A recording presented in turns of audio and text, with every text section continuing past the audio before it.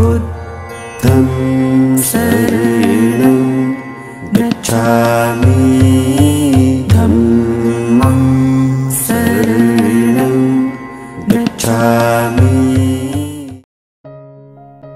नमस्कार, स्वागत है आप सभी का एक बार फिर से मेरे चैनल द बुद्धा ब्रेन में। दोस्तों, जैसा कि आप सभी जानते हैं, जो शीर्षक लेकर मैं आपके सामने प्रस्तुत हुआ हूँ, उस शीर्षक को मैंने लिया है भगवान बुद्ध और उनका धम्म ग्रंथ से।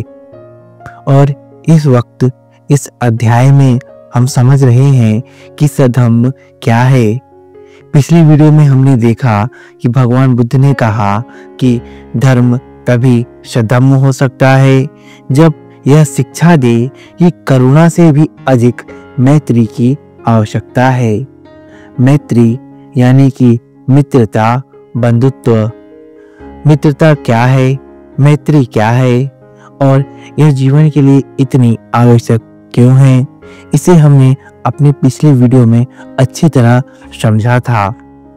तो देखिए कि इसी मैत्री और इसी सधम्म को समझाते हुए भगवान बुद्ध कहते हैं कि मेरे धम्म के अनुसार करुणा ही पर्याप्त नहीं है, आदमी में मैत्री होना चाहिए। करुणा यह होना बहुत ही आवश्यक है, लेकिन साथ ही साथ मैत्री का होना परमा आवश्यक है। अपने प्रवचन में भगवान बुद्ध ने एक कथा सुनाई जो याद रखने लायक है। एक समय श्रावस्ती में विदेशिका नाम की एक संपन्न स्त्री रहती थी, जिसकी ख्याति थी कि वह बड़ी सुशील है, वह बड़ी शांत है। उसकी एक नौकरानी थी जिसका नाम काली था। काली बड़ी ही दक्ष थी, बहुत सुबह उठकर अपना काम करने वाली थी। एक दिन काली ने सोचा, क्या मेरी मालकिन को, जिसकी इतनी ख्याति है, क्या उन्हें क्रोध आता ही नहीं, या वह अपना क्रोध प्रकट नहीं करती है, अथवा मैं अपना काम इतनी अच्छी तरह से करती हूँ कि उसका क्रोध अप्रकट रहता है। अब काली के मन में यह प्रश्न उठ रहे थे कि मेरी जो मालकिन है, उनकी तो बड़ी ख्याति है कि वो बड़ी सुशील है, बड़ी ही शांत हैं और उन्हें क्रोध नहीं आता। उन्हें इसी शांति और इसी सुशीलपन के वजह से जाना जाता है, लेकिन उन्हें क्रोध आता क्यों नहीं? क्या उन्हें क्रोध आता ही नहीं, या उन्हें क्रोध आता है लेकिन वे उसे प्रकट नहीं करती? तो काली ने अपनी मालकिन की परीक्षा लेना चाहिए। वो जानना चाहती थी कि क्या मेरी मालकिन वास्तव में सुशील और शांत है, क्या वास्तव में उसे क्रोध आता ही नहीं, या वह अपना क्रोध प्रकट नहीं करती है। इसीलिए काली दूसरे दिन विलंब से उठी। मालकिन बोली, काली, एक काली। लड़की बोली, हाँ मालकिन। मालकिन बोली, तू इतने देर से क्यों उठी है? तब काली बोली, मालकिन कुछ बात नहीं है। तब उसकी मालकिन गुस्सा होते हुए काली को बोली, दुष्ट लड़की, कहती है कुछ बात नहीं। कहते हुए मालकिन गुस्से के मारे दुदुआने लगी। जब काली ने यह देखा कि मैं देर से उठी, तो जो मेरी मालकिन है वो मुझे गुस्से से बुलाने लगी और गुस्से के मारे दुदुआने लगी, तो काली ने सोचा कि यद्यपि यह क्रोध को प्रकट नहीं होने देती, किंतु बेहतर क्रोध है, क्योंकि मैं अपना काम बहुत अच्छी तरह करती हूँ, इसलिए इसका क्रोध अप्रकट रहता है। मैं इसकी और परीक्षा करूंगी।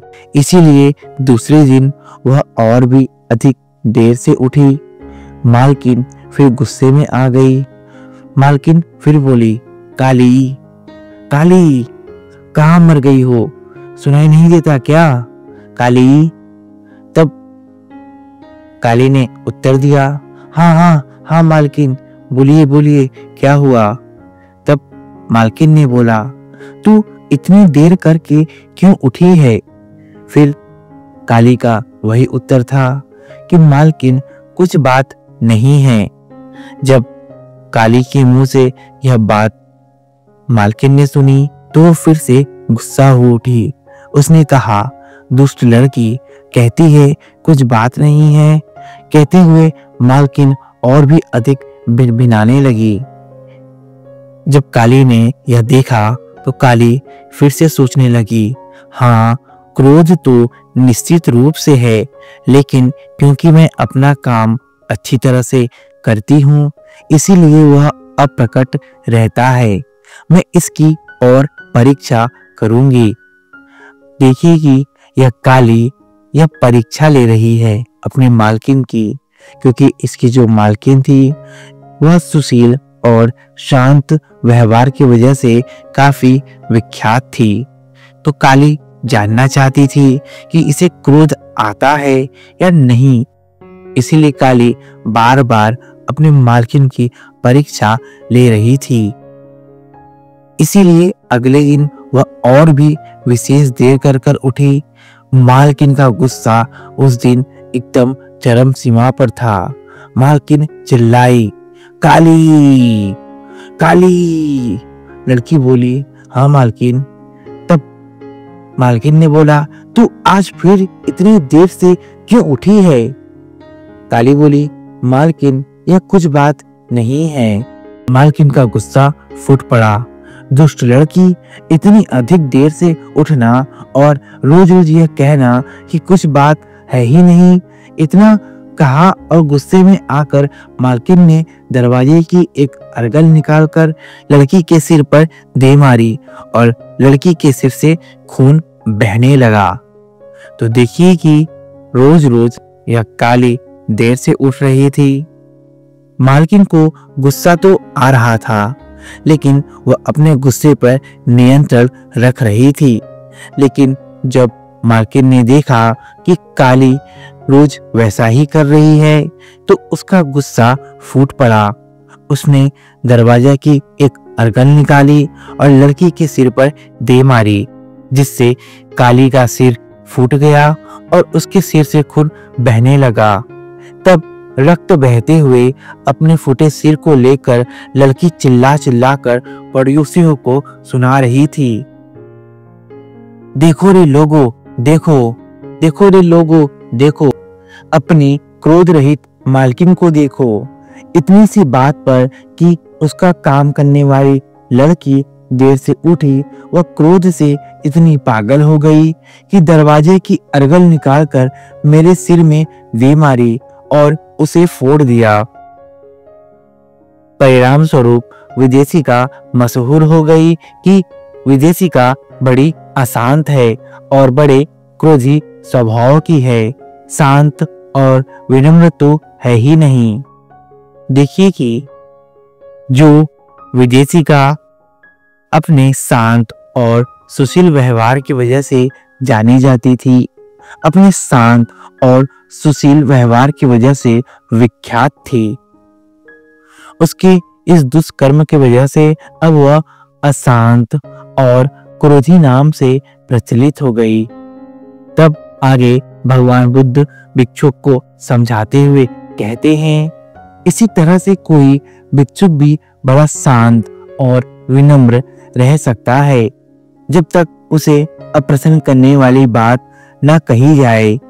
लेकिन किसी भिक्षु में मैत्री है या नहीं, इसका परीक्षा तभी होता है जब उसके विरुद्ध कुछ कहा जाए। इसके आगे तथागत ने कहा, मैं उस भिक्षुक को मैत्री भाव संपन्न कहता हूँ जो केवल भोजन वस्त्र प्राप्त करने के लिए मैत्री प्रदर्शित करता है। मैं उसी को सच्चा भिक्षुक कहता हूँ जिसके अंदर मैत्री ही उसका मूल स्रोत यानी कि उसका धम्म है। आगे भगवान बुद्ध ने कहा, भिक्षुओं, कोई भी पुण्य कर्म मैत्री भावना के 16वें हिस्से के बराबर नहीं है। मैत्री जो चित्त की विमुक्ति है, उन सबको अपने अंतर्गत ले लेती है। यह प्रकाशमान होती है, यह प्रदीप्त होती है, यह प्रज्वलित होती है। इसी प्रकार भिक्षुओं जैसे सभी तारों का प्रकाश मिलकर भी अकेले चंद्रमा के प्रकाश के 16वें हिस्से के बराबर नहीं है। चंद्रमा का प्रकाश प्रकाशमान होता है, प्रदीप होता है, प्रज्वलित होता है। इसी प्रकार भिक्षुओं कोई भी पुण्य कर्म मैत्री भावना के 16वें हिस्से के बराबर भी नहीं है। मैत्री जो कि चित्त की विमुक्ति है, उन सबको अपने अंतर्गत ले लेती है। वह प्रकाशमान होती है, प्रदीप होती है और प्रज्वलित होती है। और भिक्षुओं जैसे वर्षा ऋतु की समाप्ति पर स्वच्छ अनभ्र आकाश में उगने वाला सूर्य तमाम अंधकार को विदीर्ण कर देता है। वह प्रकाशित होता है, प्रदीप्त होता है तथा प्रज्वलित होता है। और जैसे रात्रि की समाप्ति पर भोर का तारा प्रकाशित होता है, प्रदीप्त होता है तथा प्रज्वलित होता है, ठीक उसी प्रकार कोई भी पुण्य कर्म मैत्री भावना के 16वें हिस्से के बराबर भी नहीं है। मैत्री जो कि चित्त की विमुक्ति है, उन सबको अपने अंतर्गत में ले लेती है। यह प्रकाशमान होती है, यह प्रदीप्त होती है और यह प्रज्वलित होती है। तो देखा कि भगवान बुद्ध ने मैत्री की कितनी अच्छी व्याख्या की है। भगवान बुद्ध ने कहा कि जब चीजें हमारे अनुसार हो तो यह तो स्वाभाविक है कि हम शांत रहते हैं, लेकिन असल बात तो तब सामने आती है जब चीजें हमारे विरुद्ध में होती हैं, हमारे विरोध में होती हैं। जब चीजें आपके विरोध में हो, उस समय भी यदि आपका मन शांत है, आपका मन निर्मल है, आपके अंदर मैत्री है, तभी आप स्वधम्म में हैं और तभी आप स्वधम्म का अनुसरण कर रहे हैं। इसीलिए भगवान बुद्ध ने कहा है कि क्रोध को प्यार से जीतो, क्योंकि यही धम्म का सार है। भगवान बुद्ध ने यह भी कहा कि जो भी व्यक्ति मैत्री की भावना करता है, वह पुण्य कर्म के 16वें हिस्से के बराबर भी नहीं है। यानी कि मैत्री का भाव रखना यह पुण्य कर्म से भी बड़ा है, क्योंकि जब हम अपने मन में मैत्री की भावना रखते हैं, तब चाहे स्थिति हमारे अनुकूल हो या हमारे प्रतिकूल हो, हम प्रतिक्रिया नहीं करते, हम क्रोध नहीं करते, हमारा मन शांत रहता है और हम सभी के साथ प्रेम और मैत्री पूर्वक ही व्यवहार करते हैं। इसीलिए जीवन में मैत्री यानी कि मित्रता, बंधुत्व का होना बहुत ही जरूरी है। बिना मैत्री के हुए हम अपने आत्मा का विकास नहीं कर सकते और ना ही बिना मैत्री के हुए हम प्रेम और शांति का संचय कर सकते हैं।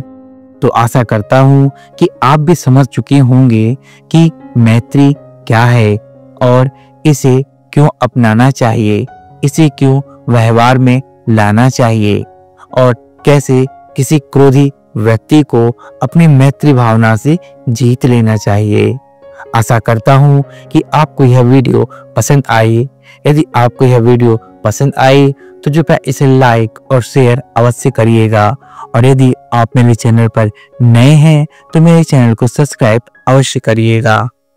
मेरे चैनल द बुद्धा ब्रेन में बने रहने के लिए आपका धन्यवाद।